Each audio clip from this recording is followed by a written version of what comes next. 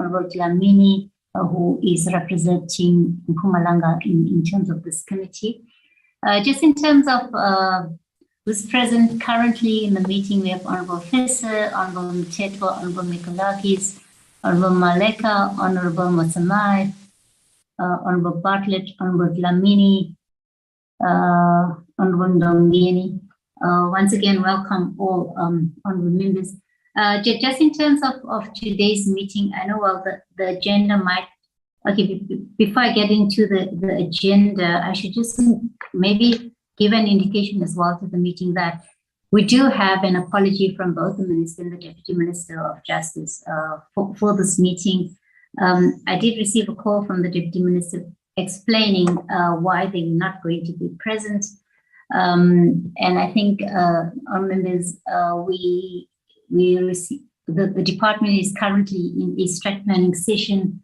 While I indicated that perhaps they could just join the meeting virtually, maybe say a few words. And unfortunately, today is the final session, and I think both the Minister and the Deputy Minister are required in the departmental strat planning.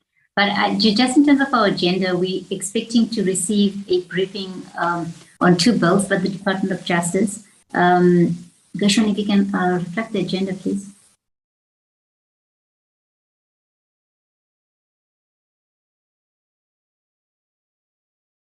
Okay. The first briefing is on the Drug and Drug Trafficking Amendment Bill, Section 75 Bill, and the second one is on the Land Court Bill.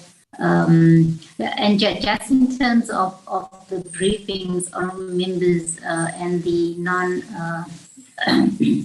non-presence of the executive from the department, what in my discussions with the Deputy Minister, we have also probably agreed to is that because we are going to be processing this bill and it's not the first and the last engagement with the department, if there are any issues that members would specifically want the executive to respond to, this could be the very first thing we could deal with in our next engagement on this bill. The third item on the agenda is the adoption of reports, the two international conventions, the one on the punishment of crime of apartheid, and the other one, the persons from enforced disappearance. We dealt with these two international conventions in our previous meeting, and the final report to be adopted by the committee is the Free State Oversight Visit report. Perhaps maybe I should just clarify this as well. It's only the one report, the Park Road Police Station engagement that we had. The other engagement with regard to the rollout of housing benefits to military veterans, that honorable members will deal with it in a subsequent meeting, and members will recall that it was a joint oversight between COPTA and Security and Justice. So either in the COPTA meeting or in our next meeting of Security and Justice, we can deal with the oversight report related to the housing benefits, the rollout of housing benefits to military veterans. And thereafter, honorable members will then deal with at least 5 sets of minutes. I must just indicate to members that there are quite a few minutes that we haven't adopted as a committee. Members will recall that. So we're going to try and also deal with minutes in the subsequent meetings that also follow, so that we can then complete the process. That being said, welcome once again, honorable members. We'll then go into the first. Apologies. We'll then go into the first agenda item, which relates to the Drugs and Drug Trafficking Amendment Bill. Members, this bill arose as a result of a Constitutional Court judgment which declared Section 63 of the Drugs Act unconstitutional and invalid, and the amendments that have been effected in terms of Section 63 of the Schedules of the Drugs Act invalid. So the Constitutional Court suspended the order of invalidity for a period of 24 months to give Parliament an opportunity to cure the defects. And unfortunately, on members, this 24-month period will lapse on the 17th of December 2022. So you should also note that this bill was referred to us on the 27th of September 2022 for concurrence. We don't have that much time on the bill, but clearly we would follow all the necessary processes that are needed to process the bill. That being said, let me then hand over to the department. I'm not sure who's going to be leading with this. If we can get an indication on that as well, either from yourselves, Gershwin, or from the department itself. Thank you, Ms. Chairperson. It's Sarah Robertson from the Department of Justice, Constitutional Development. I'll be briefing the committee on the Drug and Drug Trafficking Amendment Bill. Thank you very much, Mr. Robertson. Please continue. Thank you, Ms. Chairperson. I'm sharing the slideshow that was prepared to brief the committee. Can everybody see it? Yes, I can see it. Honourable members, is it visible to all? Good. Yeah, we can see it. Okay, please continue. Thank you, Ms. Chairperson. Okay. Let me start probably before I actually deal with the presentation. There's basically 3 conventions that regulate drug in the international terrain. First one is the 1961 Convention on Psychotropic Substances, as amended by the 1972 Protocol. Second one is the Convention on Psychotropic Substances, 1971. And the third convention is the Convention Against Illicit Traffic in Narcotic Drugs and Psychotropic Substances. The schedules to these conventions, Ms. Chairperson? Yeah, can I just stop for a second, and my apologies. Could we get the slides in presentation mode? I'm not sure who's controlling the slides. It's myself, I'll do that. I'll try to put it in. Problem is my computer has got fixed settings, so let's hope I can do this. No. So I think my settings is to the effect that I cannot do it otherwise. Otherwise, I have to change something here. Okay, please continue. Thank you. Okay, the 3 conventions basically put certain substances under international control. South Africa acceded to these 3 conventions. And our obligations in terms of these conventions is basically to ensure that we regulate the substances that's in the schedules to the conventions. The first 2 conventions that I refer to mainly contain substances that you can consider as drugs. Third convention basically deals with substances that can be used in the manufacture of drugs. South Africa's local domestic law that deals with our international obligations are, amongst others, the Drug and Drug Trafficking Act. And in terms of the Drug and Drug Trafficking Act, it actually prohibits manufacturing and supply of any substances included in Schedule 1 to the Drugs Act, and also the use and possession and dealing in drugs that's included in Schedule 2 to the Act. Chairperson already indicated that in terms of the Drugs Act, Section 63, the Cabinet member responsible for administration of justice may, in consultation with the Minister of Health, basically amend the schedules at will. They can either include substances, delete substances, or amend it otherwise. In terms of Section 63, the Minister effected various amendments to the schedules. That I think the first amendment was around about 1996, latest one being that of 28 March 2014.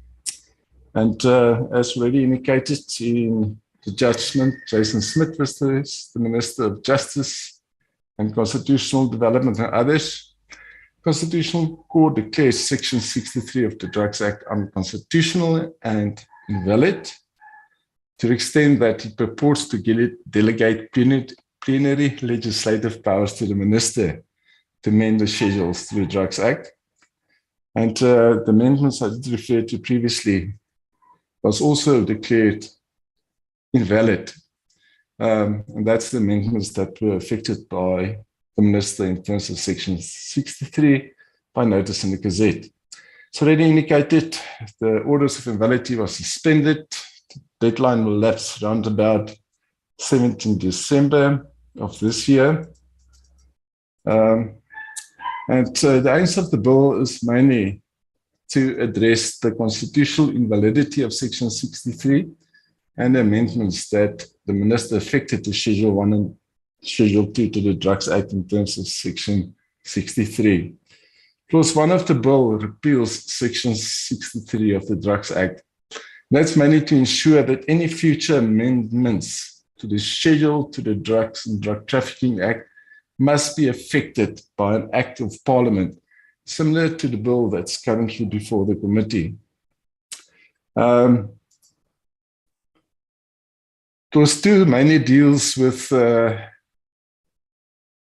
substances that's in the schedules to the Drugs Act, and that the minister inserted or amended, or otherwise any other amendment that were affected to those schedules that was declared unconstitutional and invalid. I'm not going to go through all the substances, it's going to take a long time, but Part 1 of Schedule 1 is amended, and some substances are inserted, amongst others, anthranilic acid, isosafrole, nereephedrine, piperonol, safrole.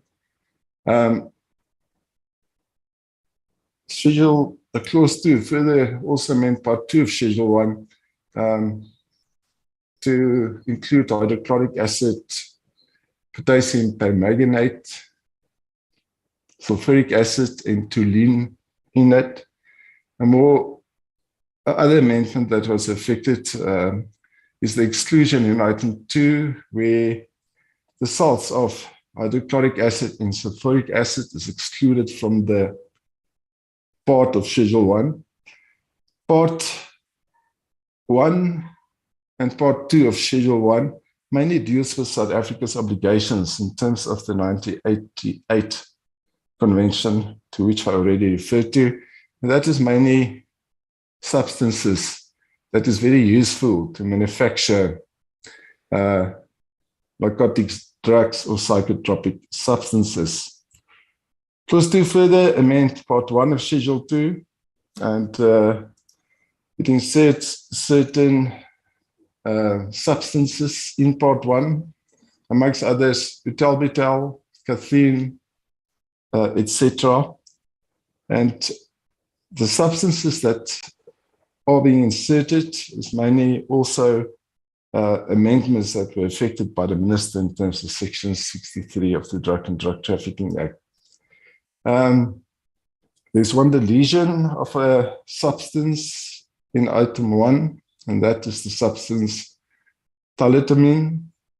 And there's also amendment to Item 2 of Part 1 of Schedule 2 to include all the homologs of the listed substances in this part of Schedule 2. I'll explain this homolog amendment that were affected to Part 1 of Schedule 2 later on. Clause 2 also substitute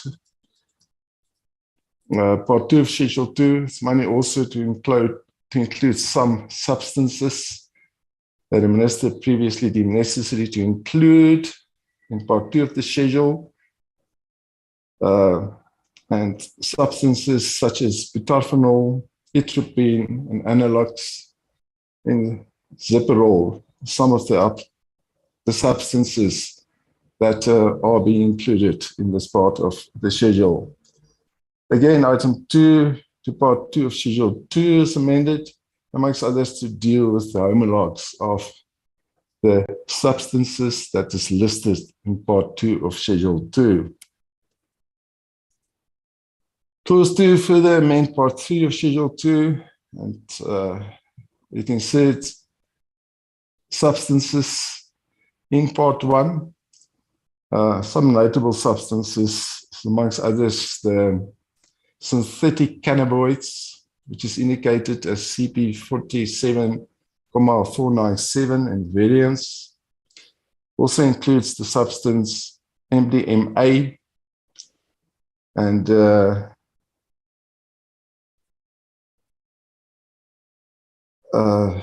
nexus of other substance that is being included in this part of Schedule 2. It further amends Item 2 to include all the homologs of substances that's in Part 3 in the schedule, and the clause that is added to Item 2 reads as follows: all homologs of the listed substances, being any chemical related substance that incorporate a structural fragment into their structure that is similar to a structure of a listed substance, or exhibit pharmacodynamic properties similar to the substances that's listed in this part. And then obviously, unless they are listed separately in any other part of Part 2 of Schedule 2. That is basically the end of the presentation. I must refer to the memorandum of the objects to the bill, which is extremely detailed to assist the committee to consider this bill. Thank you. That concludes my presentation. Thank you very much, Mr. Roberts, for that presentation. Our members, I'm going to open it up if you have any questions for clarity and or comment that you would want to make based on this presentation. If you can give me an indication. Okay. All right, I don't see any hand, but perhaps maybe I could just ask one question. You know, the fact that we've been given 24 months by the Constitution to deal with this defecting legislation. Perhaps maybe give us an indication in terms of what were the delays in tabling this bill in Parliament, and also what level of consultation was taken by the department when tabling this bill. If there's still not any other member than Mr. Robertson, that can then perhaps hand over to yourself. Thank you, Ms. Chairperson. Firstly, I must indicate the process to introduce this bill started around about April this year already. One must remember that before a bill can be submitted to Parliament for consideration, there must be a SEAS, or let me rather say a social economic impact assessment procedure that needs to be followed. After that, the bill must be approved, amongst others, by DEFCON, then by the JCPS Directors General structure, must then go to Cabinet, and if we obtain Cabinet's approval, the bill can then be introduced in Parliament. So I believe from April till around about September, that is how long it took us to introduce this bill that is currently before the committee.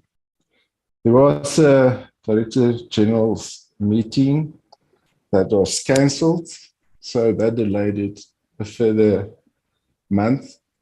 It took the state law advisors around about, I think, close to a month and a half to consider this bill before we can actually proceed with the process.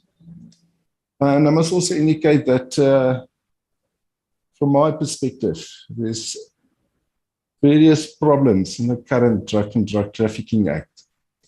And the department did try during 2021 to revise the Drug and Drug Trafficking Act in whole. A bill was drafted, a complete bill actually, and that was submitted to, amongst others, the South African Police Service, and I did consult with 2 other experts on the bill. But the problem was that I couldn't get an expert to verify the correct listing of the substances in that bill. So after that, we decided to just address this constitutional issue. We can deal with the revised Drug and Drug Trafficking Act at a later stage. This bill was, I think, already kind of in draft form prepared in 2019. But yeah, that's the main delay in the finalization of this. Thank you. Thank you very much, Ms. Robertson. Okay, thank you for that, Mr. Robertson. Then perhaps let us move then to the second bill, which is the Land Court Bill, which was also referred to the committee on the 27th of September 2022 for concurrence. And the Land Court Bill proposes to the amended Land Court Bill proposes to establish a specialist land court in respect of the 1994 Restitution Act to address the current backlog in land restitution claims and deal with all land-related matters as regulated by legislation, and contribute towards developing appropriate jurisprudence in relation to land matters. Mr. Robertson, let me then, is it yourself as well leading with this? Let me then hand over to the department. It's not myself. Can I leave, Ms. Chairperson? I think it's Mr. Maklebete from the department who's going to take you through this. Thank you. Okay. Thank you. Yes, good morning, Chair and honorable members. Can you hear me clearly, Chair? If I may check with you on that. Yes, you're audible. Thank you very much. Chair, as I've mentioned, my name is Makubela. My surname is Mukubibete. I'm a state law advisor at the Department of Justice. I am not alone in this bill. I've got my colleague, Mr. Hank Duprier, who is working with me on this bill. Chair, I have been tasked to do the briefing on this bill. And I don't know if Chair and honorable members can be able to see the PowerPoint presentation on the screen. Yes, we can see it. Please continue. Yes, thank you, Chair. Yeah, Chair, as you have already mentioned, in the country, we currently have this Land Claims Court that was established under the Restitution of Land Rights Act of 1994, as mentioned. And this Land Claims Court has exclusive jurisdiction and power in respect of matters relating to land. And as the name of the Act states, this this court was more specifically intended to deal with restitution claims as contemplated in the Restitution of Land Rights Act. However, this court also has concurrent exclusive jurisdictions to start with to deal with matters arising from the Land Reform Labour Tenants Act of 1996. It also has a concurrent jurisdiction with the Magistrate Court in respect of matters arising from the Extension of Security of Tenure Act of 1997, the so-called ESTA Act. So what we have experienced in practice, Chair, was the lack of permanency of the judges of this court and the absence of the permanent seat of the court. These were the challenges that contributed to the backlogs that we experienced in relation to the processing of restitution claims. And this obviously resulted to the dissatisfaction of land claimants.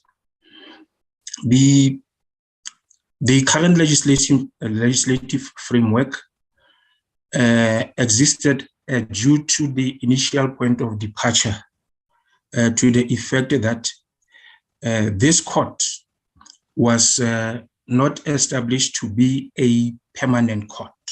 It was intended to have a limited lifespan to deal only with restitution of land matters.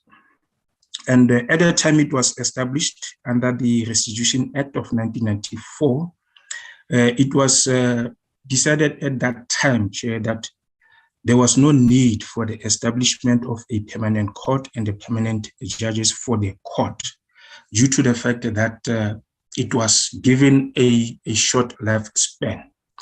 However, it turned out in practice, Chair, that on the contrary, the restitution process became a protracted one. And even at this stage, as we speak, Chair, we still have the backlogs for restitution matters. And as a result, the slow processing of these matters due to the lack of permanent judges and the permanent court resulted to the backlogs that exist currently in relation to restitution matters. And in order to improve this legislative framework and to address the weaknesses that were identified, it was decided that there's this bill that should be introduced to establish a specialist land court. And once established, this land court once established, the judgments thereof will be appealable to its full bench. So we will have the land court and we will have a full bench of the land court. I will deal with this during my presentation.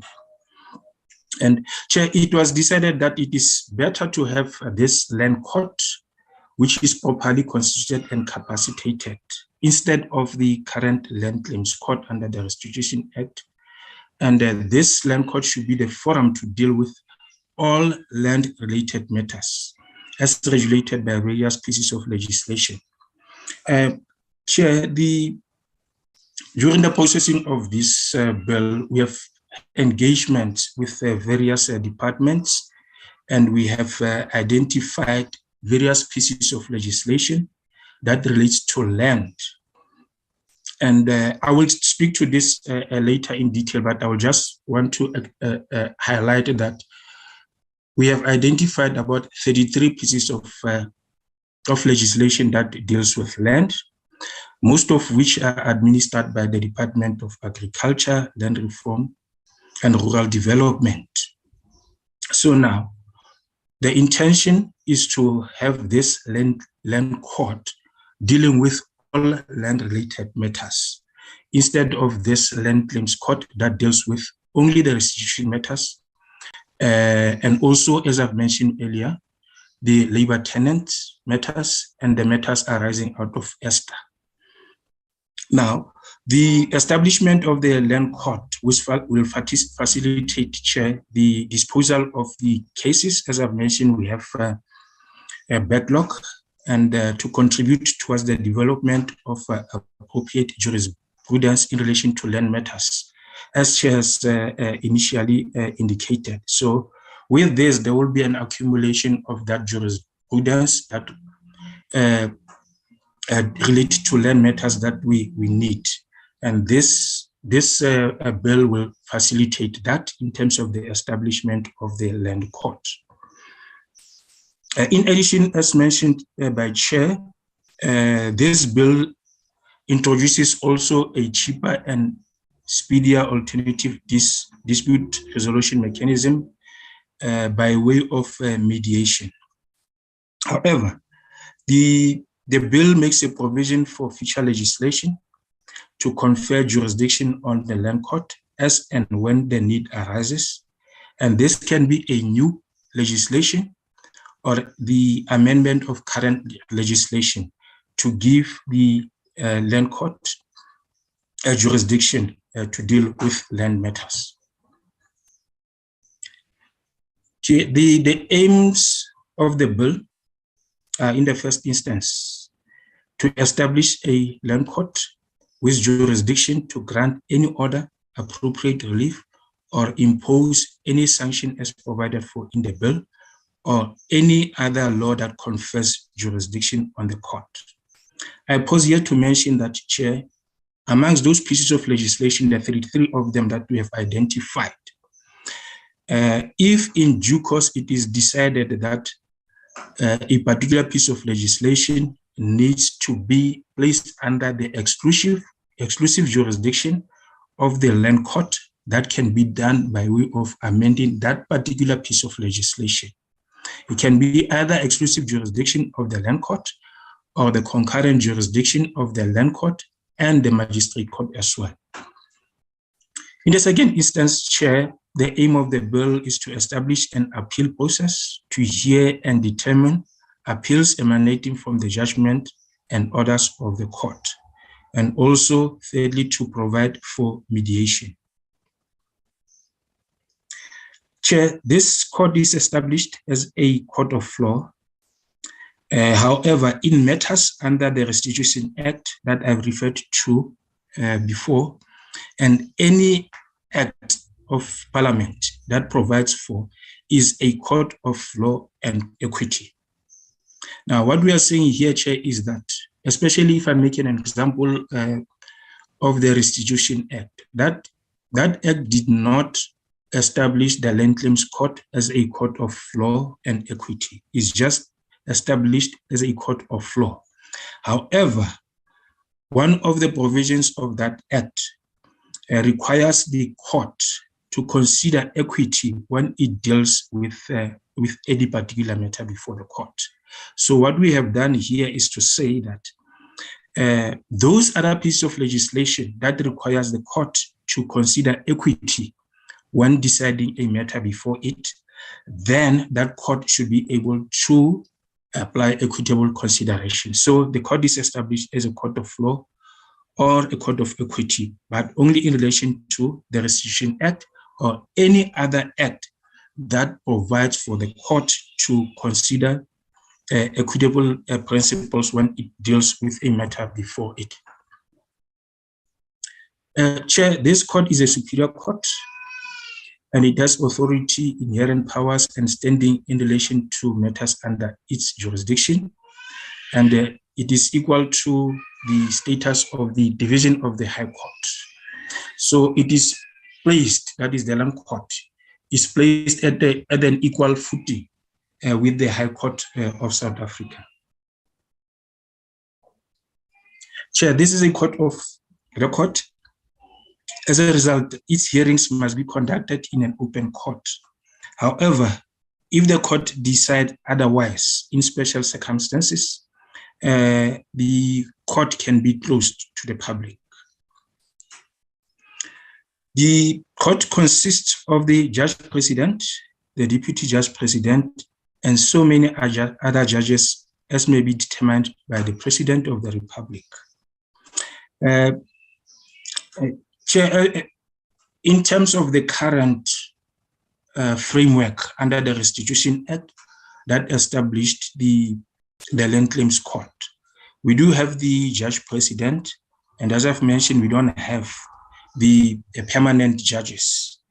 The judges that sit that preside over the Land Claims Court are either seconded to be the judges of the court, or others are acting judges of the Land Claims Court. So what we are doing in terms of this clause 4 is to establish the permanent judge president and the deputy judge president, and also so many judges that are necessary for the smooth running of this new court, considering the current backlog that we have mentioned in relation to restitution matters. However, this court will be dealing with various pieces of legislation that regulates land.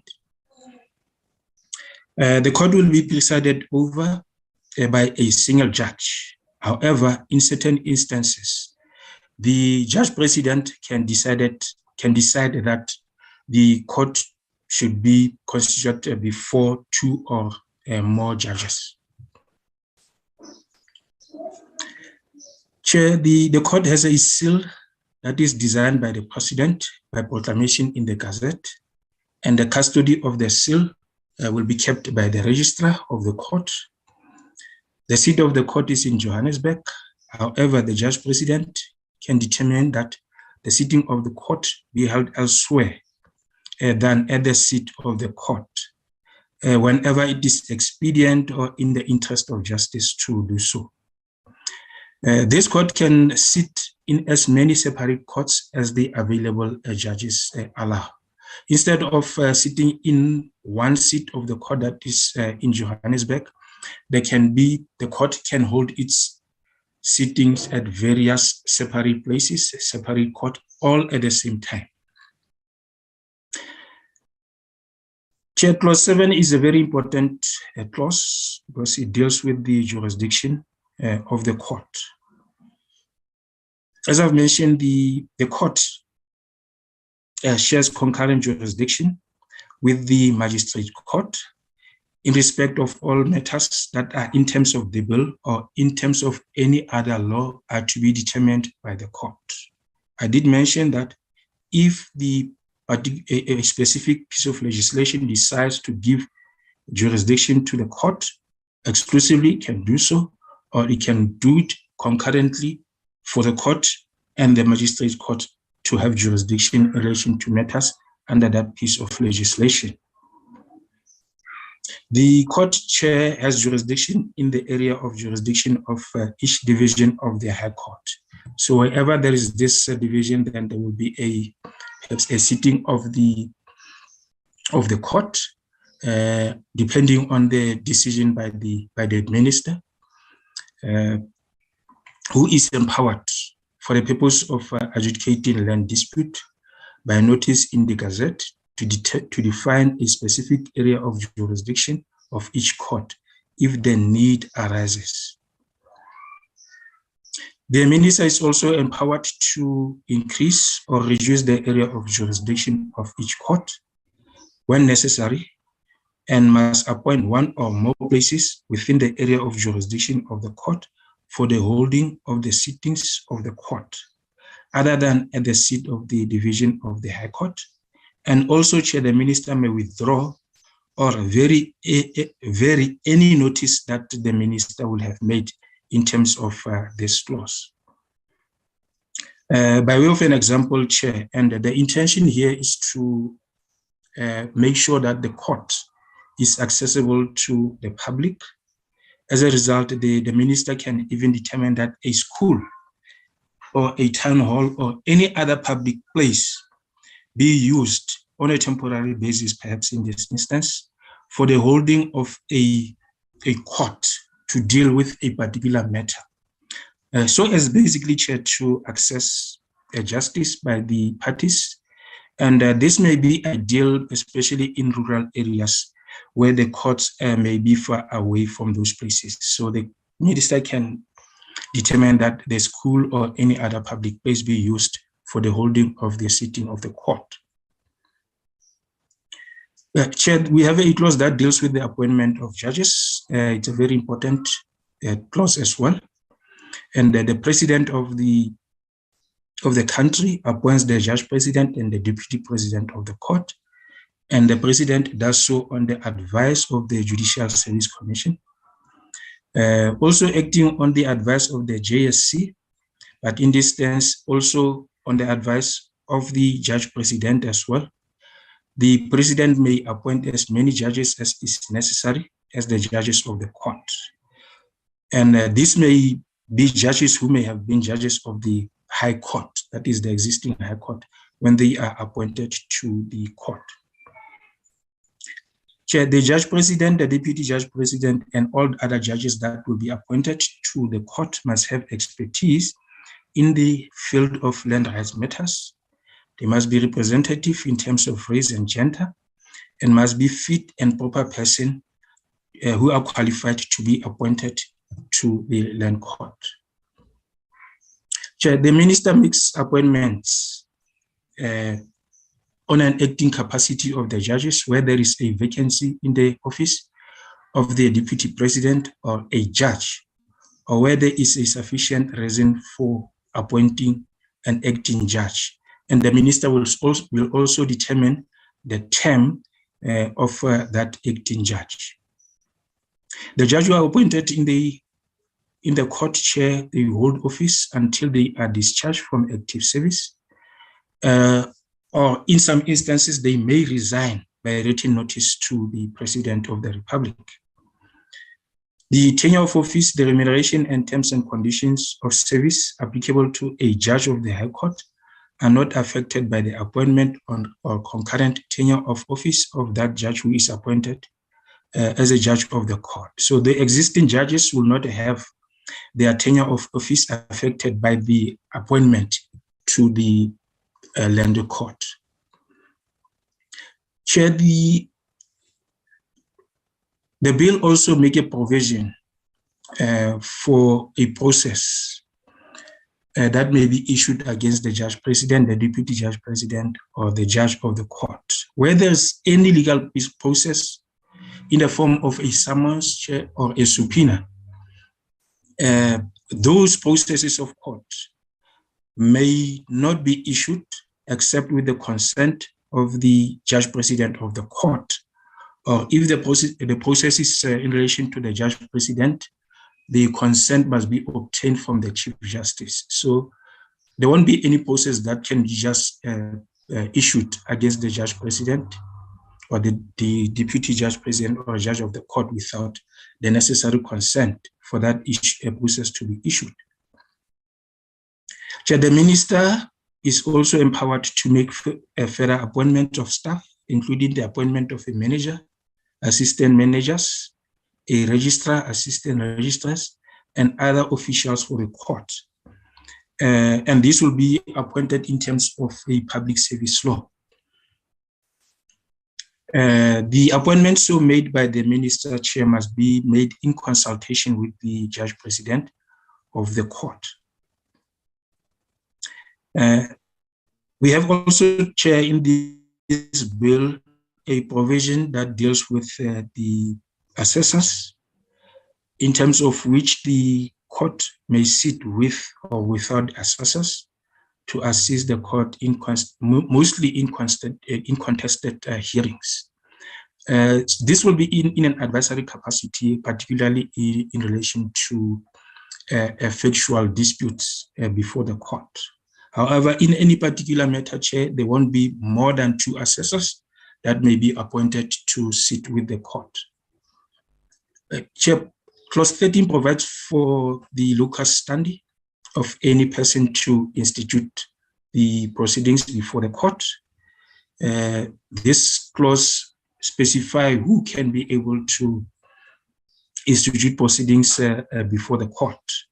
And once those proceedings have been instituted, chair, the registrar will be required to refer the matter to the judge president in terms of the rules. The rules will provide the process that will be followed by the registrar in this regard for the referral of the matter to the judge president, who is entitled to decide whether that particular matter is the matter that must be heard in court or must be referred for mediation.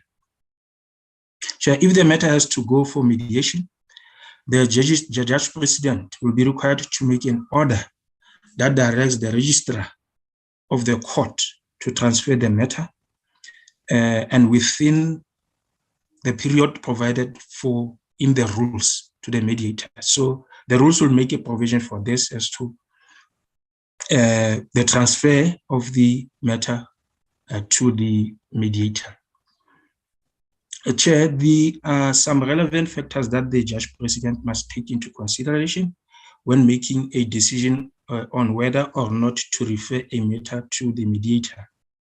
I'm not listing all of them, but Chair, just to highlight one, the judge president will have to decide or consider whether the matter has went for mediation or arbitration in terms of any legislation before the court was approached, and also consider the outcome of that mediation or arbitration. Chair, the issue of arbitration maybe needs to be highlighted here because the bill makes provision only for mediation. The arbitration in this instance will relate to the pieces of legislation that I referred to, the 33 of them. Some of them do make provisions for arbitration. One instance will be the Labor Tenants Act, which has provision that requires a matter to be arbitrated upon. So if there's a matter that is before the court, then there will be a consideration as to whether that matter has went for arbitration before it went to court. And that will enable the judge president to make an informed decision as to whether the matter should go to court or any other direction.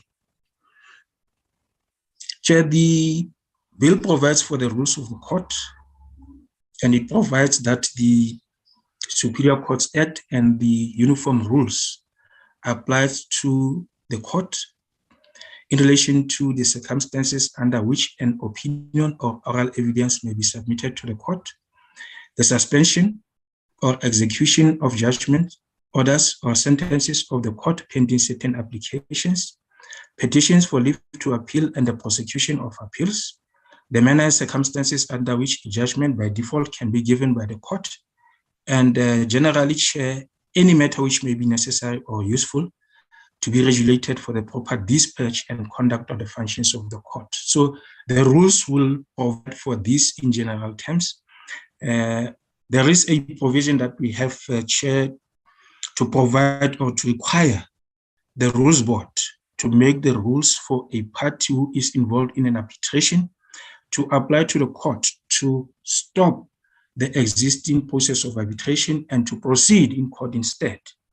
Or the rules must provide for the variation or setting aside of a settlement agreement or the setting aside of an arbitration award. So the rules will take care of these aspects. Clause 16, Chair, empowers any person or body with a legal standing to apply to the court for leave to intervene in the proceedings before the court. So if, Chair, a person has an interest in the matters before the court, then they may intervene on condition that they have a local standing to do so, and they have the relevant interest that is recognizable in law.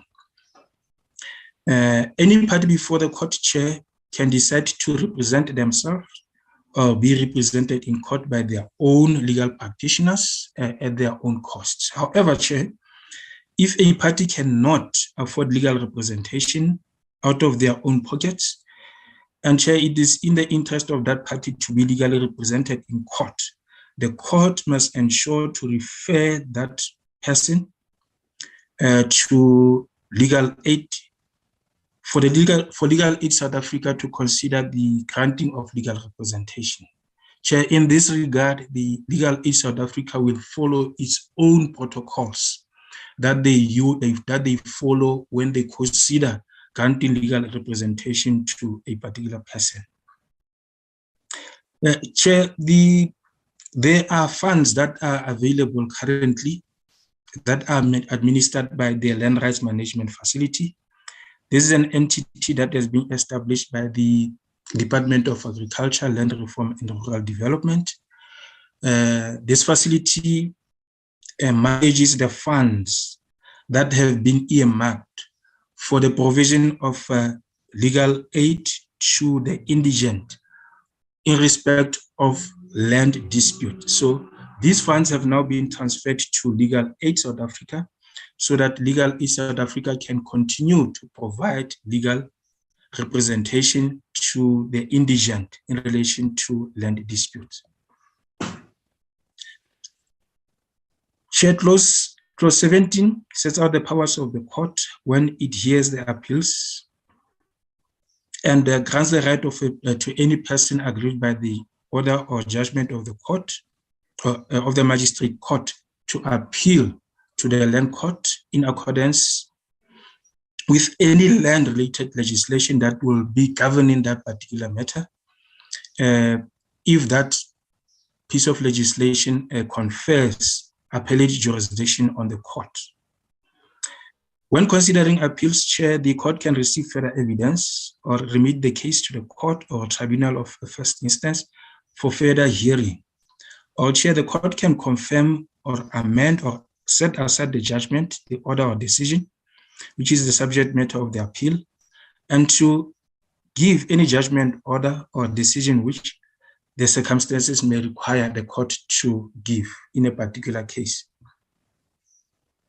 We also have, Chair, the provision that deals with witnesses, evidence, and admissibility of evidence. The clause, that is clause 19 in particular, Chair, empowers the issuing of a subpoena for any person to come before the court to give evidence or to bring any document, any book, or any item that will be necessary to enable the court to get to a justiciable conclusion. So the clause 19 provides for the subpoenaing of a person or the subpoenaing of certain items. A witness who is subpoenaed before the court, Chair, is entitled to remuneration in terms of a tariff that is prescribed by Section 37 of the Superior Courts Act. Chair, furthermore, the rules of evidence that have been included in the bill that are relaxed, different from the rules of evidence in other courts. In this regard, Chair, the bill empowers the court to admit evidence, particularly in claims under Restitution Act, including oral evidence, which it considers relevant and cogent to the matter being heard before the court, whether or not such evidence will be admissible in any other court. For instance, Chair, the admissibility of hearsay evidence. The court can admit such hearsay evidence on the circumstances surrounding the dispossession of land right and the rules governing the allocation and occupation of land within the claimant community at the time of the dispossession. Chair, we also have a clause that deals with the process of court.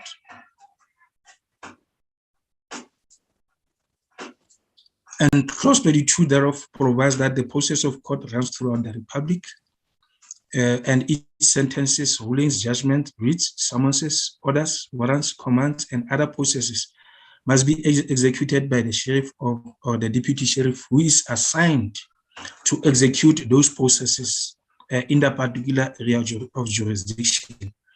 And these processes will be carried out in the same manner as the carrying out of the processes that have been issued by a division of the High Court. Clause 23, Chair, creates offenses punishable by a fine or imprisonment of up to a period of 1 year of any person who commits a conduct referred to in Section 46 of the Superior Courts Act relating to the execution by the sheriff or deputy sheriff of their duties. It is an offense, Chair, under Section 46 of the Superior Courts Act to obstruct the sheriff when they are executing their duties in terms of any law. So it is an offense to obstruct the sheriff or the deputy sheriff when they carry out their duties in terms of any law of the country. The court, Chair, has all powers that a division of the High Court has in civil proceedings. If the court considered is to be in the interest of justice, it may even decide any issue in terms of any other law, which issue is not ordinarily within its jurisdiction, but is, however, incidental to an issue within its jurisdiction. Chair, in a nutshell, we are saying here the court can deal with the court with an issue that does not fall within the jurisdiction of the court, but can be able to deal with that if it is an incidental to a matter that is before the court. So the court cannot just discard an issue just because it does not fall within its jurisdiction. Of course, the issue must be incidental to the issue before the court for the court to be able to entertain its jurisdiction in relation to that issue.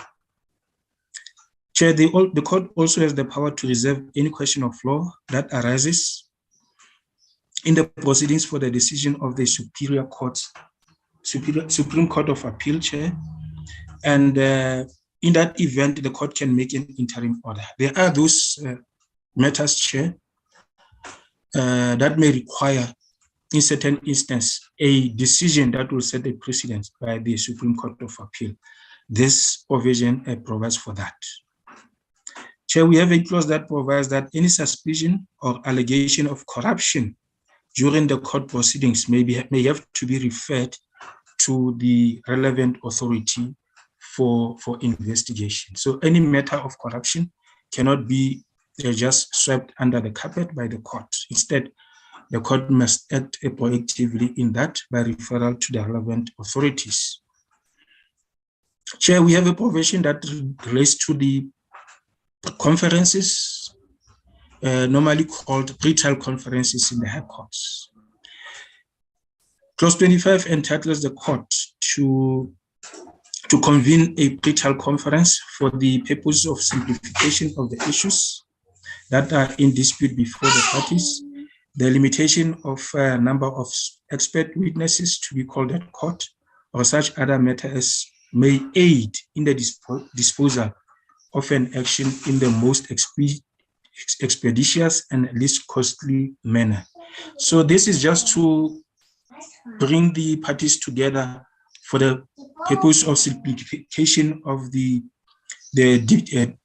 disputes before the court, so as to expedite the finalization of the matter, and as a result to save costs.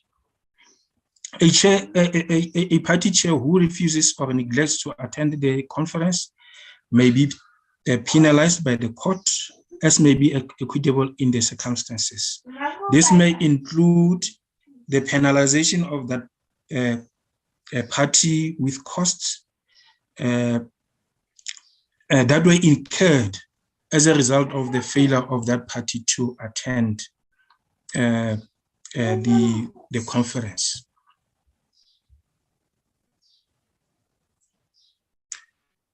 Chair, clause 26 sets out the various orders that the court can make and may, for instance, at any stage after the dispute has been referred to the court, and where it becomes apparent that it will advance the finalization of the case if some or all of the disputes between the parties are referred to mediation. The court can do so, can refer that matter for mediation, and consequently stay the proceedings and refer that dispute to mediation. The court may, of its own accord or on application by the affected party, rescind or rescind its decision, judgment, or order. And the clause, that is clause 27, specifies which categories or types of judgment that may be rescinded by the court.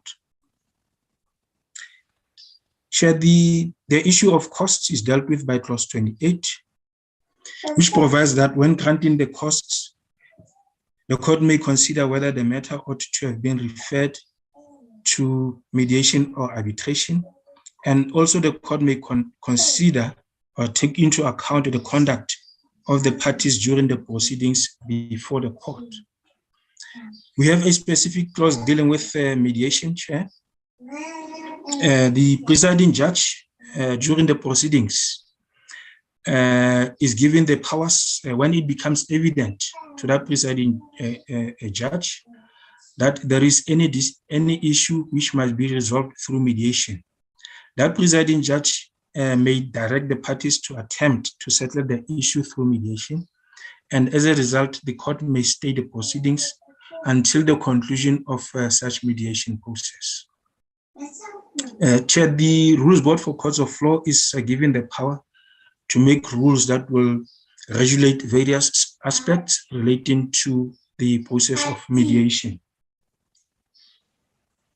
Chair, if the parties are not able to resolve their dispute, or one or more of the parties to the mediation so request, they are empowered, Chair, to request the mediator to refer the matter to the court for adjudication. And the rules will provide for the process to be followed in doing this. If a matter is settled out of court, the court may confirm the settlement agreement and makes it an order of court. This is clause 29 of the bill, Chair. In terms of clause 31, Chair, an appeal against a decision of the court sitting as a court of instance lies upon leave having been granted. If the court was presided over by a single judge, the appeal will lie either to the Supreme Court of Appeal or to the full court of the land court. Chair, the full court is defined in clause 1 of the bill as a court constituted of 3 judges. So an appeal from the land court will go to the full court, that is before 3 judges, if that matter was presided over by a single judge. Or in the alternative, it can go direct to the Supreme Court of Appeal. However, if the appeal relates to a matter that was presided over before more than 1 judge, the matter goes directly to the Supreme Court of Appeal. Therefore, it doesn't go to the full court that consists of 3 judges. The appeal against any decision of the full court lies to the Supreme Court of Appeal upon a special leave having been granted by the Supreme Court of Appeal. So if a matter goes to the Supreme Court of Appeal, there must be a special leave granted by the Supreme Court of Appeal itself. Chair, a judge is prohibited from sitting at the hearing of an appeal against a judgment or an order given in a case that was heard before that judge. So the judge cannot sit in the land court, and when the matter goes to the full bench, then that judge cannot sit in the full court hearing that appeal. Chair, the rules must provide also for the processes that must be followed when the court hears appeals against judgment and orders of other courts. Chair, we have a general provisions clause that is contained in Chapter 6. These provisions, Chair, are of a standard nature. General provisions are applicable to court. These are contained in clause 33. We have a transitional arrangement, which is clause 34, the amendment of laws, clause 35, and the regulations that are contained or provided for in clause 36. And clause 37 is the short title of the bill. So just to highlight one significant transitional measure that we have included in the bill is that a judge of the court, of the High Court, who on the date of commencement of the Act was seconded or appointed as a judge of the Land Claims Court, becomes a judge of the court, unless such judge indicates in writing to the Secretary of the Judicial Service Commission that that judge does not wish to hold a concurrent appointment as a judge of the court. Chair, I did indicate during my presentation that the Land Claims Court does not have permanent judges.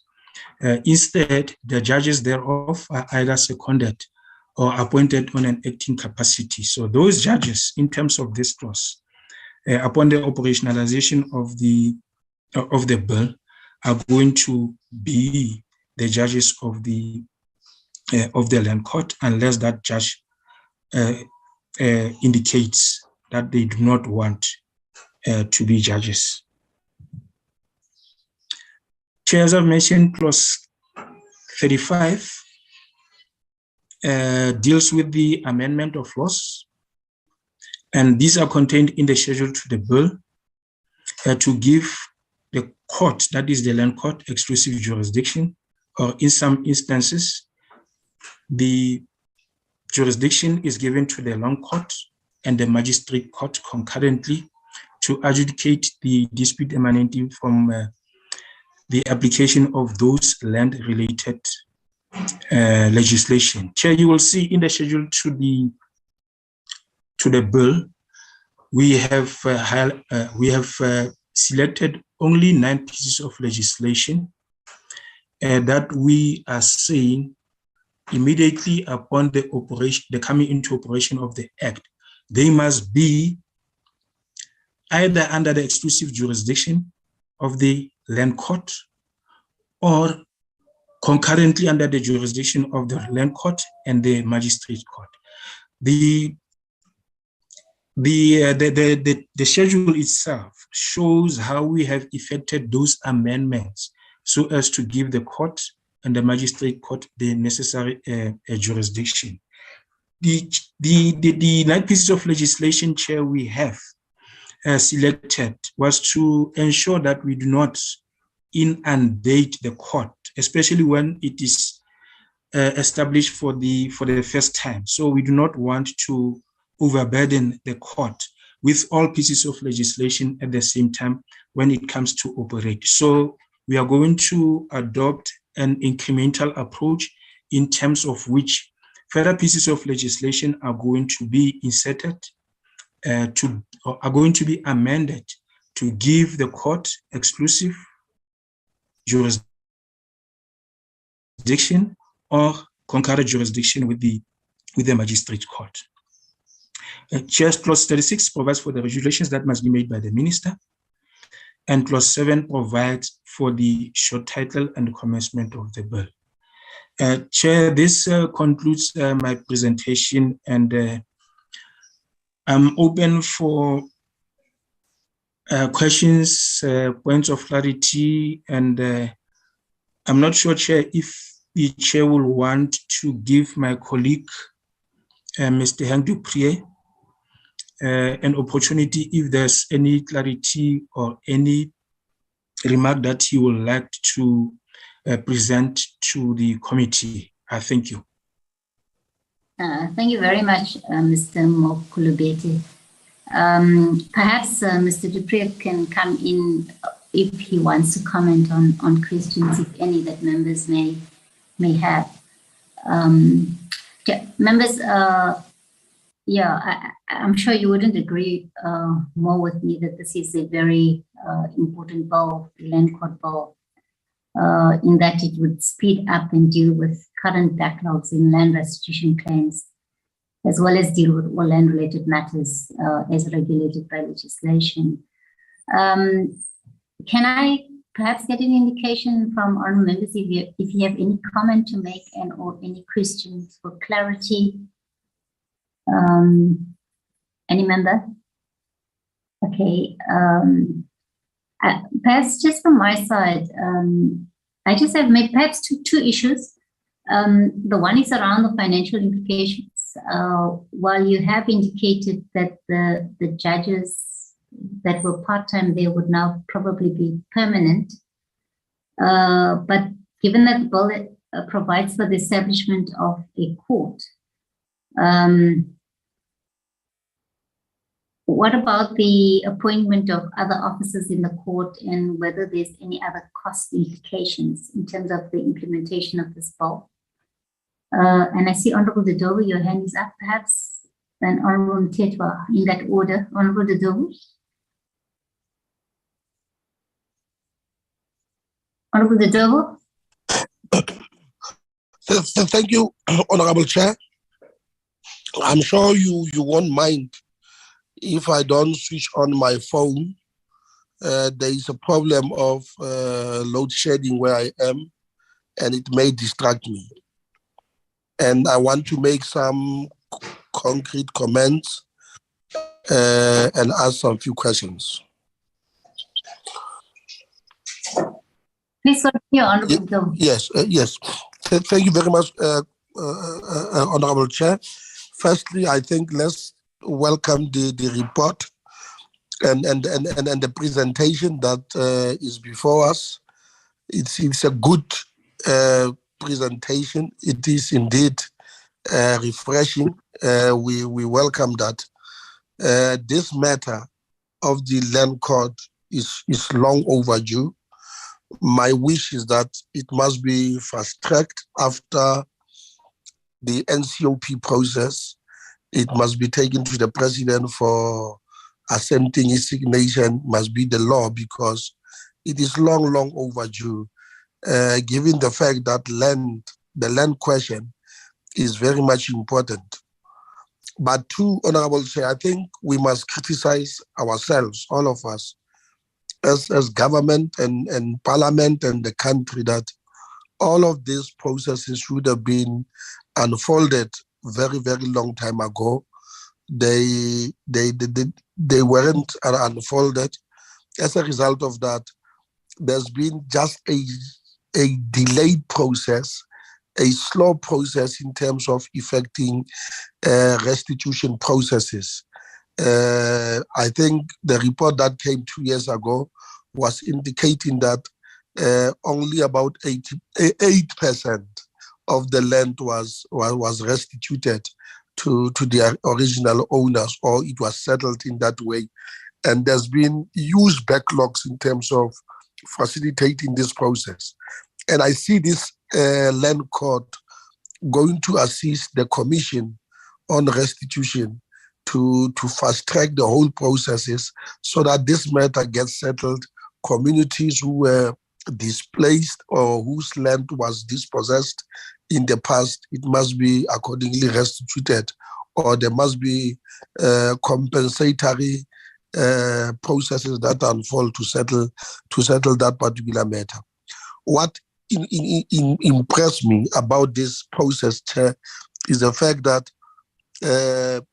other than the normal court process, there would be arbitration and mediation processes unfolding on the side, or the court can instruct that the matter be taken for mediation or arbitration, which is very good, and it enhances the access to the court by poor communities or communities in the rural areas. This is very good, and for the very fact that this court may not only sit in its headquarters, but it can go to rural communities, schools, community centers, and all of that. It is very good, because these communities are the ones who are actually affected by issues of land dispossession, and therefore they need some reparation or restitution.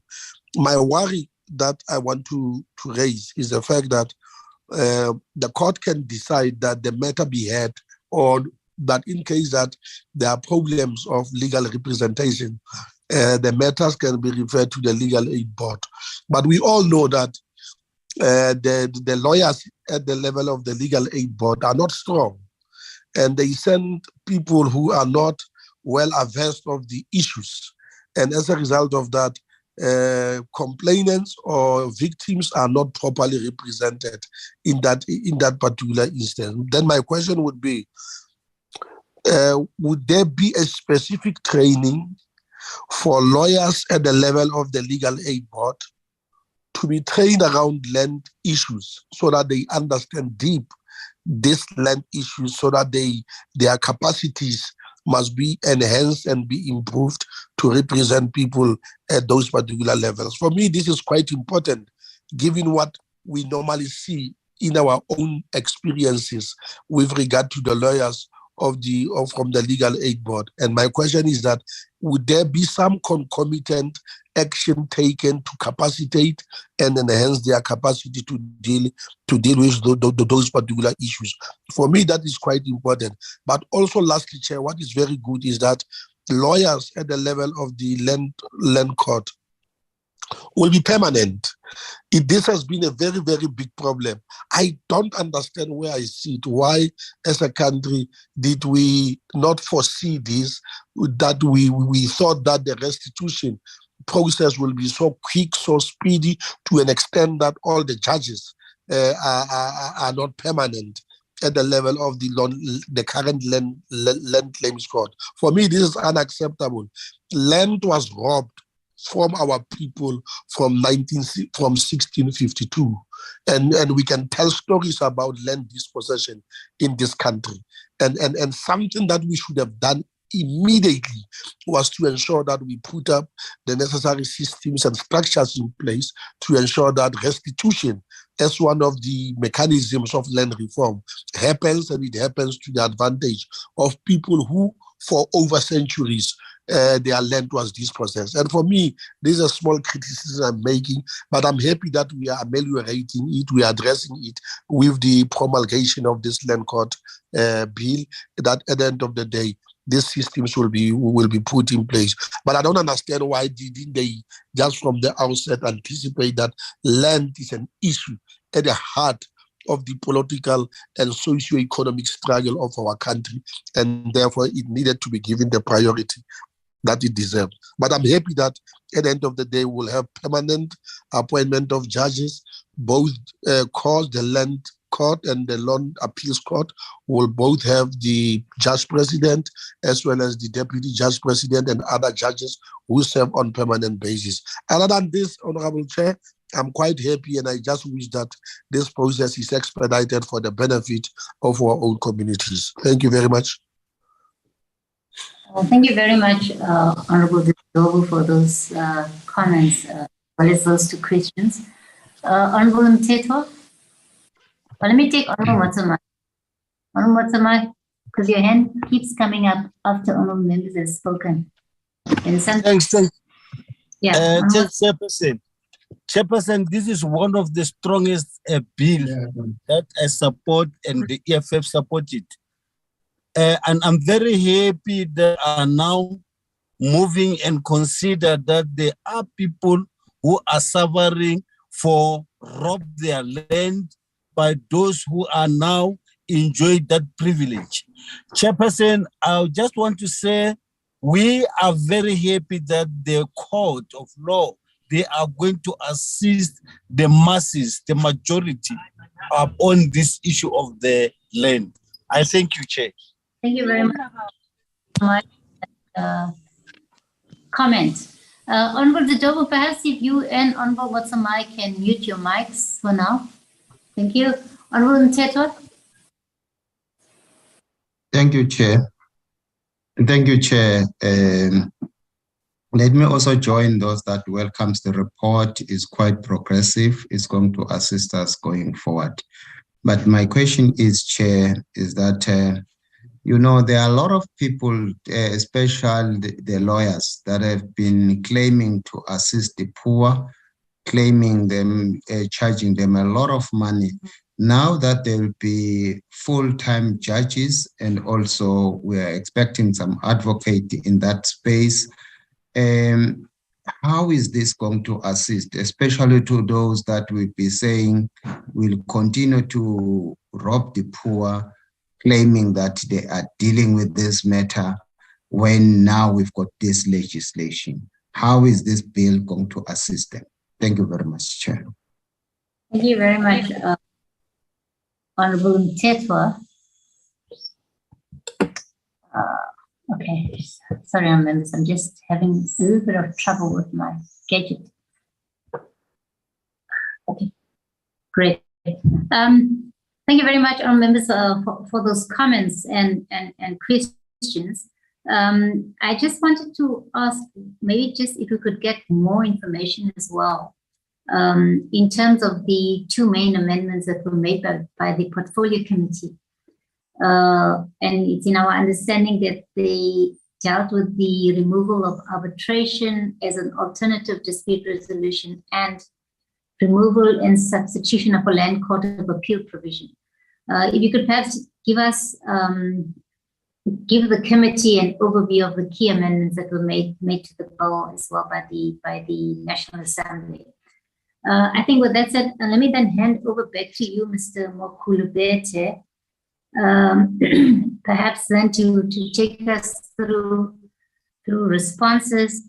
If there are other policy matters that you're unable to deal with, as I've indicated at the opening of the meeting, that in our next engagement as well with the Minister and with the Deputy Minister, we will deal with some of these matters. Mr. Mokulubete, over to you, and if you wish for Mr. Dupré to respond to certain issues, please feel free to do so. Thank you very much, Chair. I will try to deal with the simple ones, perhaps, and leave the difficult ones to Mr. Dupré, because he's able and capable to deal with the complex questions. Chair, Chair, to start with, you raised an issue of financial implications. The bill was sent for costing to our costing unit, and a costing report was prepared. And indeed, as you correctly mentioned, Chair, the bill attracts a huge financial implications in terms of the appointment of judges and other staff that will be appointed by the minister. Indeed, these attract financial implications. So we have a costing report that shows how much is going to cost for the establishment of this court, with the view to allocate funds for the establishment of the court. Chair, I do not know if the Chair will want us to circulate that to the committee. I do not foresee a problem with that. It was served, it served before Cabinet, when we went to Cabinet for the approval to introduce. That report was attached to the documents that served before the Cabinet. Chair, the issue of the removal of appeal, I think that I will leave for Mr. Dupré, Chair, to deal with the issue of legal representation, as raised as a worry by Mr. Mthethwa, that the lawyers who seem to be robbing the poor people and giving a disservice to those poor people. I will request Mr. Dupré to come in on that. But on the issue of the appeal and arbitration, indeed, Chair, the bill that served before the committee, the portfolio committee, did have a provision for arbitration and the establishment of a special land court of appeal. Now, the bill was published for public comments, and many commentators there were totally against the inclusion of the provision dealing with arbitration. Chair, they've seen that as an extra layer that was unnecessary. Instead of the matters being finalized at court, the judge president was given the power to refer the matter for arbitration, whereby the parties are going to incur further legal costs. And in the failure of that arbitration process, the matter will still have to go to court. So it was seen as an unnecessary, burdensome, extra layer that was created. And we were agreeable to say that it will not be a train smash if we do not provide for arbitration in this bill. Because, Chair, as I've mentioned in my presentation, there are pieces of legislation that requires the matters be resolved firstly by arbitration. And also, Chair, there is this arbitration act that exists that the parties can rely on to undergo the process of arbitration before they go to court. So it was mainly on the opposition, Chair, to the clause, and we ultimately agreed to take it out of the bill. Secondly, Chair, the appellate structure. Indeed, the bill that served before the committee, the portfolio committee, did have an extensive, actually a chapter that deals with the appeals. So we were creating a specialist appellate structure within the bill itself. Now, the challenge to that was also the creation of an extra layer of appeal, whereas there is an existing Superior Court of Appeal that can be used as a structure to deal with matters or appeal from the land court. And the complexities with that, Chair, was that it will have necessitated the amendment of the Constitution. Chair, in terms of Section 166 of the Constitution, the courts of the Republic are the Constitutional Court, the Supreme Court of Appeal, the High Courts, and the Magistrate Court, in that order. Now, the establishment of the Land Court of Appeal did not have a constitutional mandate in as far as the Constitution is concerned. And in order to give it that mandate, there was a need then to amend the Constitution so as to provide for the establishment of the appellate structure. You'll recall, Chair, there is a provision in the Constitution, I can't recall, I think Section 183, that provides for the appeal structure in relation to labor matters and the competition matters. Those are provided specifically in the Constitution, and for the land, there was no constitutional provision to empower us to establish this. Although, Chair, it is debatable that there is a provision that will empower this, we were agreeable to say that there is no harm for the appeals to go directly to the Supreme Court of Appeal, because it is a structure that has been existent for a long time and will be able to deal with these matters, except that there will be a huge inflow of land matters to the Supreme Court of Appeal, owing to the fact that there will be a capacitated land court. Thereby, many matters that are comprising the backlogs that exist now are going to be dealt with speedily, and they're going to go to the Supreme Court of Appeal in huge numbers. However, we do not doubt that the Supreme Court of Appeal will still be able to deal with that influx. And as a result, Chair, we agree that there's no harm in taking out the chapter that deals with the exclusive jurisdiction of the court. Chair, can you still hear me? Yes, please continue. I think I'm getting cut. Sorry about that. Yeah.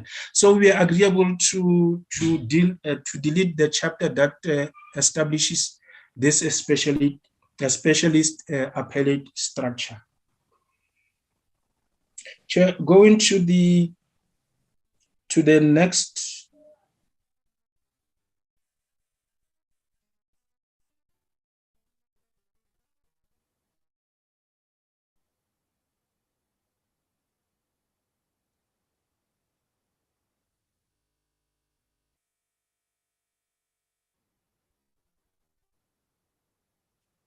Mr. Mokulubeti, are you still with us?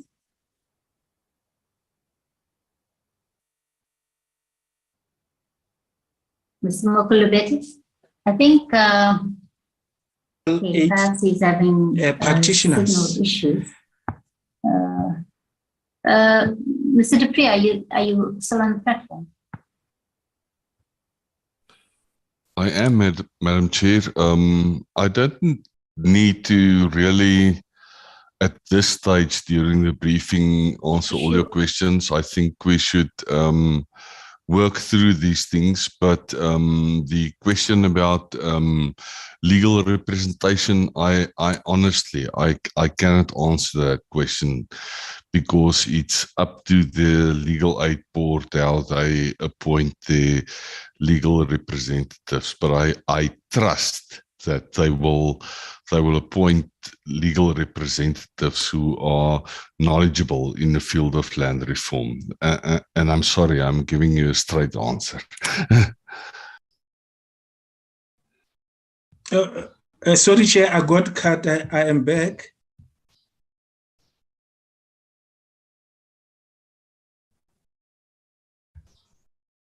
Chair, can I continue?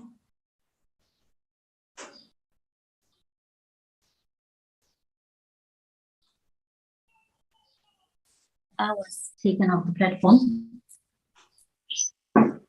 Or members, can you hear me? Yes, Chair, we can hear you. Yes, Chair. We can hear. Okay. I'm not sure what happened, but be that as it may, our members, I want to assume that both Mr. Mokulubeti and Mr. Dupree had responded to the questions. Okay, but are they still on the platform? Yes, Chair, I'm still here. Sorry, I think that my network became weak, and I somehow got cut off the meeting.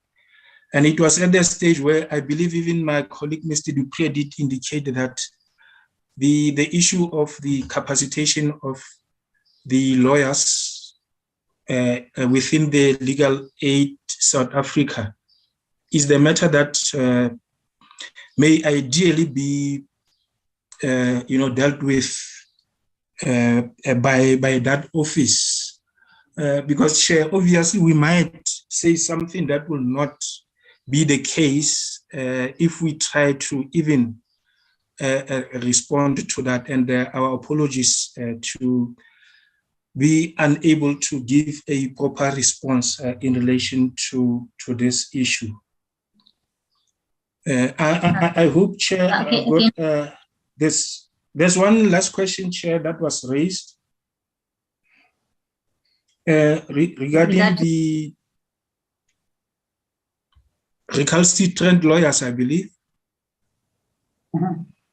Chair, my connection is very weak. I do apologize for that. Chair, you'll remember I did mention in the briefing, in the presentation, that the court is empowered to refer any issue of corruption, specifically corruption, that will crop up during the proceedings before the court. The court is empowered to refer the issue of corruption to the relevant authorities to deal with. However, with regards to the lawyers, depending on whether it's an issue of corruption, if it is not, then the court is still empowered in terms of the Legal Practice Act, which establishes the Legal Practice Council to deal with the conduct of legal practitioners. Chair, I do believe, I can't refer to a specific clause, but I do believe the court will be empowered to refer a particular legal representative or legal practitioner to be dealt with in accordance with the Legal Practice Act. Chair, that's all the questions that I have noted at this stage. Thank you. No, that's fine. Thank you very much, Mr. Mukulubete, Mr. Dupree, for your responses. But I think this is not the end of our process in terms of engagement on this bill. Let me thank you very much and or release you from this meeting. But also to indicate to honorable members that we will proceed to advertise both bills for public comment. And obviously we will bear in mind the Constitutional Court deadline in relation to the drug trafficking bill. But obviously we will also ensure that due process is followed to ensure that we complete the bill and complete the bill timelessly. No, thank you very much. I think the officials from the Department of Justice you released from the platform.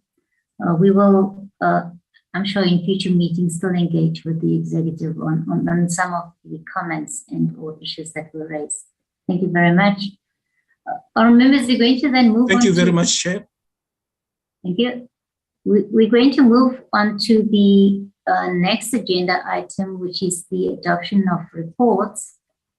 The first report is, these reports are relatively short, but the first report is in relation to the International Convention on the Suppression and Punishment of the Crime of Apartheid, which was adopted by the General Assembly of the United Nations on the 30th of November 1973 and tabled in terms of Section 231, subsection 2 of the Constitution, 1996, and the memorandum. And I think the report is reflected, thank you, Gershwin, on the screen. If we can go down, Gershwin. Members would have already received a copy of these reports. Maybe if we could just go to the recommendation, Gershwin. Or let me ask members if you, okay, in terms of our recommendation, having considered the International Convention on the Suppression and Punishment of the Crime of Apartheid adopted by the General Assembly of the UN on the 30th November 1973, tabled in terms of Section 231, subsection 2 of the Constitution, and the explanatory memorandum to the convention referred to the committee. The committee recommends that the National Council of Province approves the convention. On members, perhaps if you have any additions that you would want to make and or corrections to the report, please indicate. If not, if you would want to move for the adoption, please also indicate so. Chair, I don't think we'll make any corrections. If there's no one else, then I will move for the adoption of this report. Oh, thanks, Honorable Chairperson. Thank you, Honorable Bartlett. Move for the adoption. Honorable Mikolakis, are you seconding the adoption, or you want to make an amendment? Thank you, Chair. Chair, I do think that seconded. Okay. Sorry, Chairperson, do I have the opportunity to speak? Okay, are you seconding the report? No, Chair. I before I get to that, if I may, I just also think that we would be failing in our duty not to deliberate. So I do just want to make one comment. I am willing to second, I think it was Honourable Bartlett, obviously as the DA we would support any instrument that condemns the crime of apartheid. I do have to, however, put on record that I find it quite questionable. This treaty was signed in 1973. Why it is only coming to us at this stage 25 years after the end of apartheid in South Africa, when we have the Constitution of the Republic, a fantastic constitution, making the crime of apartheid one as such, as well as the fact that we are parties to the Rome Statute, which also supports the fact that the crime of apartheid is condemned and cannot be repeated and should not be repeated in our country. So I do just have to make the observation that I find the timing of bringing this treaty to the committee a bit worrying and questionable. But apart from that comment that I just want to put on record, I'm happy to second the proposal that we adopt the report by Honourable Bartlett. Thank you, Chair. Thank you very much, Honourable Mikalakis. Are there any objections and or abstentions? Okay, if none, then the report is duly adopted, and the comment that Honourable Mikalakis has made will obviously reflect in the minutes of the committee. And perhaps it's also a matter I think we dealt with in the last meeting, Honourable Mikalakis. We'll then move on to the second report. Gershwin, if you could please assist me once again, which is the International Convention for the Protection of All Persons from Enforced Disappearance, tabled in terms of Section 231, Subsection 2 of the Constitution, 1996, and the memorandum. If we can perhaps also once again, Gershwin, go to the recommendation, which honourable members, as a committee, we recommend that the National Council of Province approves the convention. If I can perhaps get any additions and or amendments that members would like to make, and or whether members would like to adopt the report. And obviously for the assumptions that on members that you've received the report and you've been through it. All members? I move, Honourable Chair. I move the adoption of the report. Thank you very much, Honourable. Seconded. I'll second it, Chairperson. Thank you very much, Honourable Dengo. Are there any objections and or abstentions? None. The report, thank you, Honourable members. The report is duly adopted. We'll then move on to the third report in terms of our agenda, which is the Oversight report on the Park Road Police Station. Members, I want to assume that the report is relatively long. I want to assume that you've also been through the report and you may have picked up any corrections and or additions that you may have wanted to make to this report. Maybe Gershwin, if we could go to towards the end with regard to our recommendations. There's a lot of observations that are made throughout the report, honourable members, especially in terms of our questions that we raised with the department, but then just in terms of our recommendations, that the Department of Public Works should engage the contractor in terms of prioritizing the building of detention facility cells, as the issue was depleting the field budget of the station and the festive season was around the corner, that the generator capacity of the station should be dealt with as a matter of urgency before the end of the calendar year, that the management of the Park Road Police Station should provide members of the Community Policing Forum with training to be able to service community members and assist SAPs in fighting crime, that the Department of Public Works should provide the committee with a forensic report on the previous two contractors that were paid for having done nothing at the Park Road Police Station, and the provincial commissioner and a management team should come up with mechanisms on how to deal with the issue of the station having to transport detainees to and from different correctional facilities located as far as Kroonstad and Kimberley. This situation is hampering services to the community, as those members who are responsible for transportation are not working within the community. On members, if there are any additions that you would like to make to the report.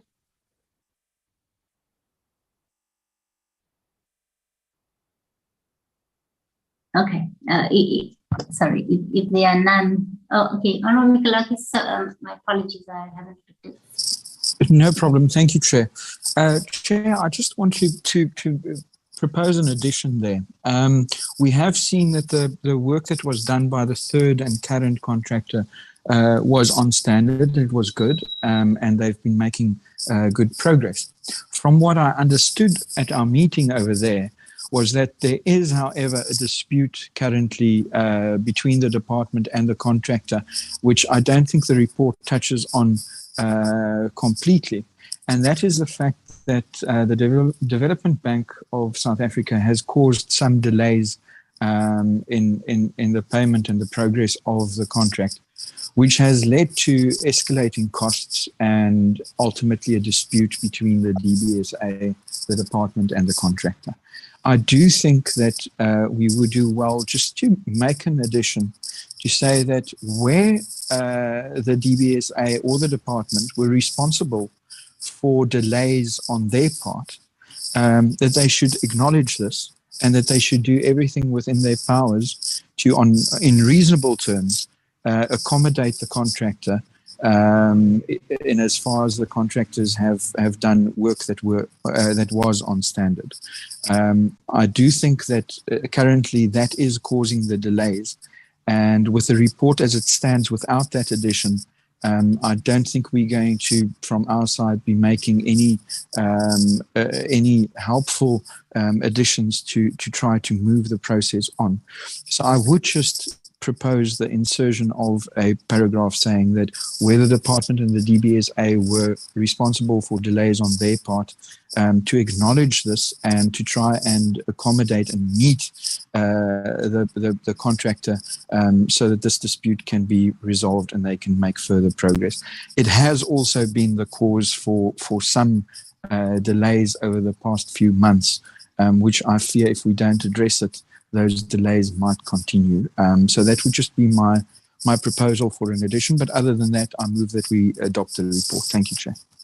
And I think for that, Honourable Mikulakis, because I think it did come up, and I think it should have been within our observations. It might not have come up formally in the meeting, but I know as we were walking around, the matter did come up. But also that the legal team of GBSA, as well as representation from the Department of Public Works, were present to try and sort out this issue with regard to the late payment and the escalating costs. So I think we should perhaps add that as well, Gershwin, to the report. I think with that amendment then, honourable members, would you want to adopt the report now, or should we make this amendment and then move for the adoption? Maleka? Thank you, Chairperson. I think we can adopt the report with the amendment. Are you moving for the adoption? Thank you, Maleka. Any seconder? I'll second, Chair. Ndongeni, Chair. Yes, thank you, Mikulakis, on the second report. Are there any objections? Okay, none. Report is due. Okay, I see you've muted yourself. Thank you very much, members. The report is hereby adopted. We'll then move on to the minutes of the committee. The minutes dated the 15th of June. Okay, honourable members, this meeting took place on the 15th of June. 2022, and in terms of that meeting, we received a briefing by the Department of Justice and Corrections Services on the draft notice on the determination of remuneration for Constitutional Court judges and judges, and on the draft notice determination of remuneration for magistrates. We also considered the report of the committee in the same meeting, and of both issues. We also received a briefing by the, gosh, you're going so fast. The fourth agenda item, we received a briefing by the Department of Police on the Criminal Law Forensic Procedures Amendment Law. On members, I want to assume that once again it's a three pages of minutes. If there are any additions and or corrections you would want to make the minutes. Yeah, can I put it to you on members if you would want to move for the adoption and or make corrections?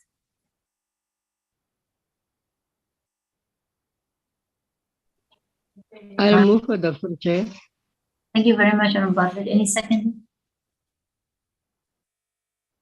Honorable Maleka? I second, Chairperson. Thank you very much.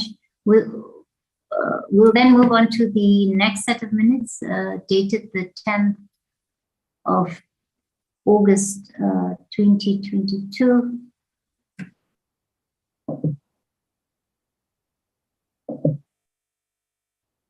Okay, and in this meeting, honorable members, we received a briefing by the Department of Police on the public comments to the Criminal Law Forensic Procedures Amendment Bill.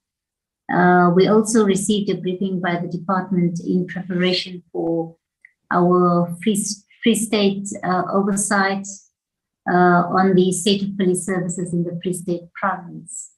Honorable members, if there's once again any amendments and or additions you would like to make, corrections rather, that you would like to make to the minutes, please indicate. If members are happy with the minutes of the meeting and would like to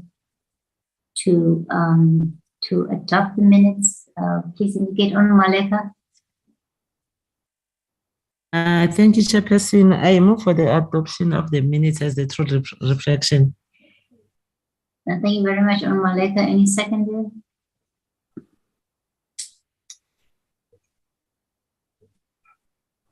I second, Chair. Dodo, I second. Thank you very much, Honorable Dodo. We'll then move on to the next set of minutes dated the 24th of August.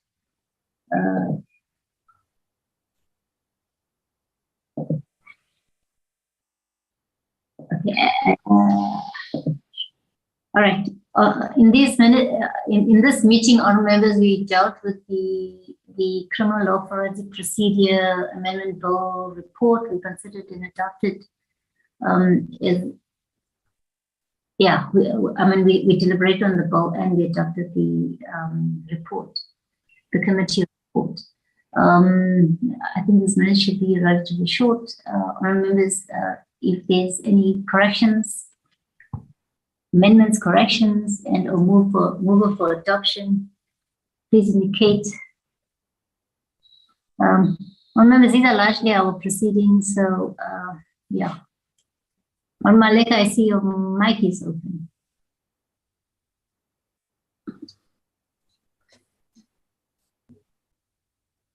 On members, is there any member that would want to move for the adoption of the report? Chairperson, I was present at this meeting. I'm not sure of this. Yeah.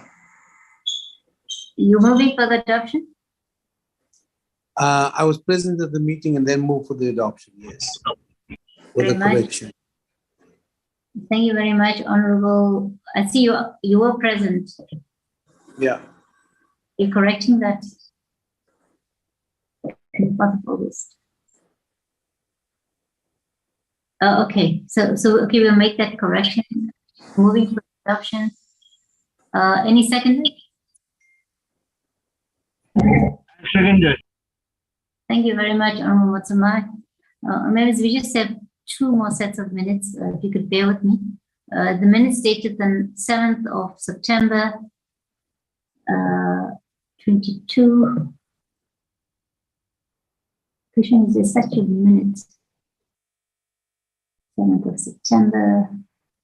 Okay. And in this meeting, honorable members, we dealt with the, we dealt with the ratification of the agreement between, concerning the ITSA fund for the alleviation of poverty and hunger, as well as the protocol to the Constitutive Act of the African Union relating to the Pan-African Parliament. We adopted those.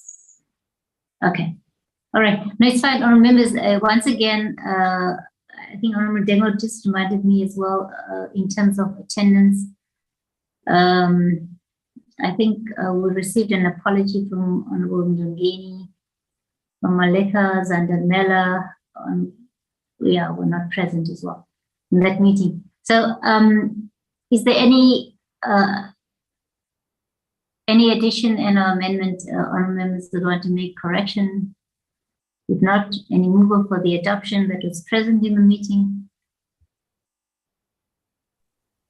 I move, Honorable Chairperson. I move for adoption of the minutes. I'll take it that Honorable Ndongeni will second Honorable Bartlett's move. Thank you. We'll then move to the final minutes of honorable members.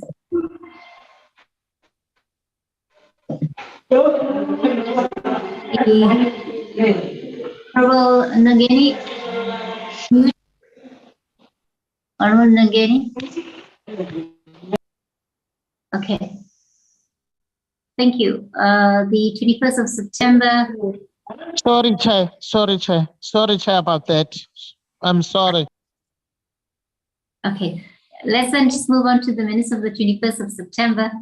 We received, that's when we received a briefing on the two international conventions that we adopted today. And we also adopted the reports on the two agreements and protocol, the agreement and the protocol in terms of the Department of International Relations. And I think once again, Honorable Palatis was not present in the meeting. Honorable Radebe. Okay. And also Mrs. Honorable Seleku was Honorable Dodo. Yeah, the four members were not present in that meeting. If there's any correction members would like to make and or addition, and if not, any mover.